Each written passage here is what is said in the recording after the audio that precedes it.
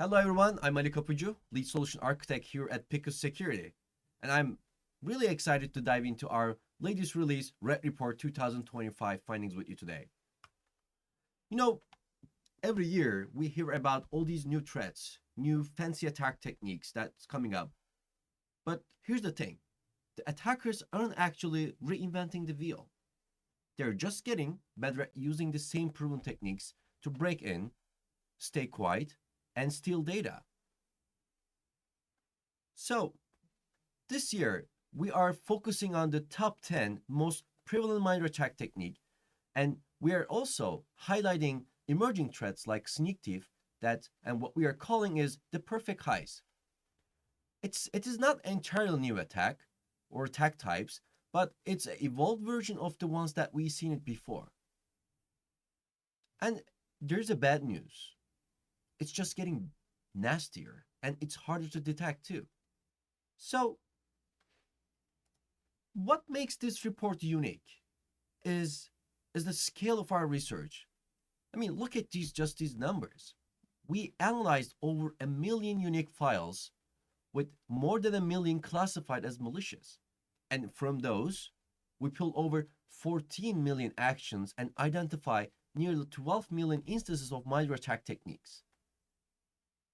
And the takeaway here is, on average, each piece of malware carries out 14 malicious actions and leverages about 12 different attack techniques. The kicker is, from that 12 different attack techniques, we are seeing 93% of all attacks relying on just 10 core MITRE attack technique. That's it. So what does it mean for you as a defender? Knowing these techniques is wonderful, great, but the real question is, can your security stack actually detect and stop these attacks? That's what I want to walk you through today. Not just what we found, but how you can use these insights to improve your security posture and get better with the defenses. Okay, so let's dig into some of the biggest trends that we uncovered. And remember, these findings are not just academic readings, right?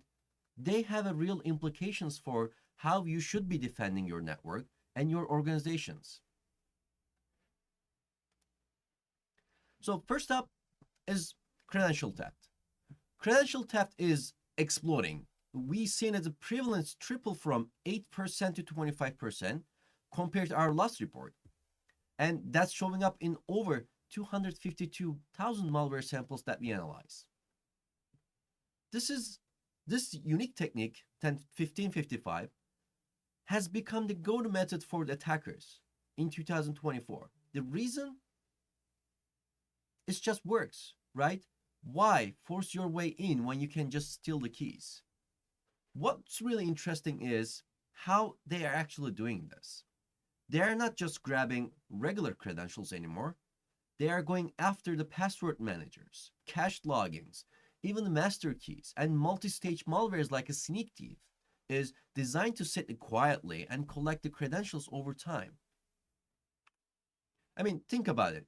Operating systems, application stores, encrypt credentials for our convenience and store it, right?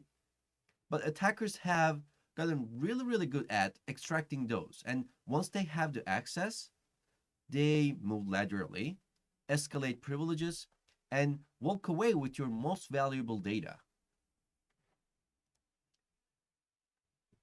Next is process injection, T1055. This technique still is the most popular, showing up in the 31% of the malware samples over 314,000 instances we found. So what exactly is the process injection? Essentially, attackers are injecting malicious code into legitimate processes. Think of it like a criminal hiding into a police uniform, maybe, right? So once they are in, they blend in. So they operate with the full trust and privileges within the environment. And this is where it gets trickier. They are targeting processes like explorer.exe, svchost.exe, or MSIXX. It's all trusted Windows processes that our security tools typically ignore. And this lets them bypass detection and stay hidden. Even from the analyst perspective, when they see svc host.exe, they not tend to go after because it may be legitimate processes. So it works, right? This is a dominant technique that is still using it in the field because it works. Security tools struggle to tell the difference between normal and malicious activity. So the next one is the third major technique is command scripting and interpreter. It is showed up in 29% of the malware samples. That is over 300,000 instances. We call this one a puppet master because it lets attacker to control and manipulate system once they're inside. They will open a command prompt, PowerShell, Python, or whatever is handy, and use it to run commands like load extra tools or basically cause a ton of trouble.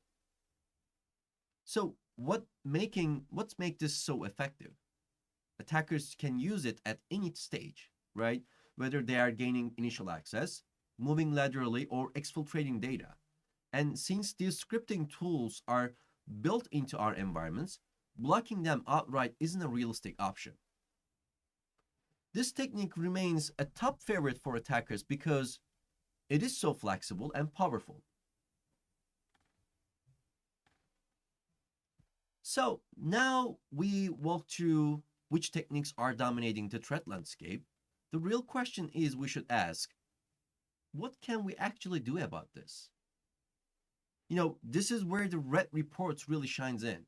We've built ready-to-use threat templates that map directly into the techniques that we just talked about. Let me show you what I mean with that. In here on the Picus platform, the threat templates page, you will see we have a templates based on the emerging threats, threat intelligence for your sector that you operate in, or any suggested by Picus Labs based on your posture detection or other stuff. So let's take a look at the suggested by Picus Labs. That you will see that top 10 attack techniques, the Red Report 2025 is here. And we also have other red reports and maybe blue reports and some of the emerging threats that we combine within our environment. Let's take a look at the red report. In this one, you will see the process injections, command and scripting interpreter, credential from password stores, application layer called impaired defenses, data encryption impacts, all these techniques that we highlighted within our red report. You can run all these techniques at once from Simulate Now, pick your agent and then run it, or you can choose based on the tests that you want to run. Let me show you one of the couple of examples that I ran. So in this one, we are looking at credentials from password stores MITRE emulation. We have a 14% prevention and 50% detection. So when we look at the individual items here, we can see actions within the thread. Spoof IA events by Senicap tool, collect browser data with Trillion tool, collect browser data with hack browser data tool, all these actions that attackers leverage. You will see some of them are block or log or alerted. Let's take a look at one of them. In this one, when you open the card, you will see where this attack is mapping in the MITRE and then how it's mapping on the unified kill chain. We can see the attack timeline and affected systems and OSs. And then also we can see the small description about this specific attack. We can look at the payload, that what we run within our agent. You can look at the log coming from the EDR and learn about general mitigation about this specific attack. And then maybe get into prevention side and detection side and help your detection team to gather some context around from the detection context. Let's take a look at another one. Process injection. We are looking at 11% of prevention rate and 50% detection rate as well. And then you will see we have multiple threats, each using different attack technique, and also have multiple actions from these environments. Let's take a look at the emulation 4. That you will see the similar thing applies. We have some blocked action, some log action, and some alerted action. When we look at each actions, we can tell what are the payload is, how they are mapping into the MITRE. And then we can also look into the terminal logging and then see the outputs coming from these systems. and then look at the endpoint log again, and then again go into detection engineering level, and then recommend some of the rules for our detection team to understand these attacks and then learn about these. So, and that's the real value here. We are not just telling you what attackers are doing. We are showing you whether your defenses can actually catch them. You know, it is one thing to read and learn about the threat and hope you are covered, and it is entirely different thing to test and know for sure. So, based on everything we found, here are 4 practical takeaways I want to share with you. Number 1, focus on top MITRE ATT&CK technique. If 93% of the attacks using the same techniques, that's where you will get the biggest impact. Number 2, prepare for multi-stage attacks. Threats like snake thief don't happen instantly. They evolve over time. Your security operations need to connect the dots across the days or weeks. Number 3, strengthen your credential protection. Monitor credential stores, implement stronger authentication, and tighten your access controls. Number 4, improve visibility into encrypted traffic.